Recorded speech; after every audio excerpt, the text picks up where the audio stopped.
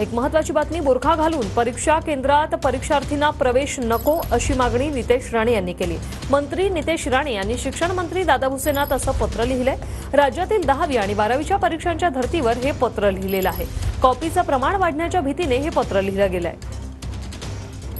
मी संबंधित मंत्र्यांना आता पत्र लिहिलेलं आहे, जिथे त्यांना स्पष्ट केलं आहे की अशा पद्धतीचं कुठलाही लांगून चालनचा प्रकार आपलं हिंदुत्ववादी सरकार असताना होऊ नये। विविध पद्धतीने सुरक्षेचे पण कारण आहेत, तर ह्या सगळ्या बाबतीमध्ये संबंधित खात्यांनी विचार करून या निर्णयाचं नेमकं काय करू शकतो, किंबहुना ह्या निर्णयाच्या संबंधित लवकरात लवकर निर्णय घेऊन हा मागे घ्यावा, किंवा या संबंधित मला तरी माहिती द्यावी, जेणेकरून अगर परत घेतले असेल तर चांगली गोष्ट आहे, नाही घेतले असेल तर त्वरित रद्द करावा।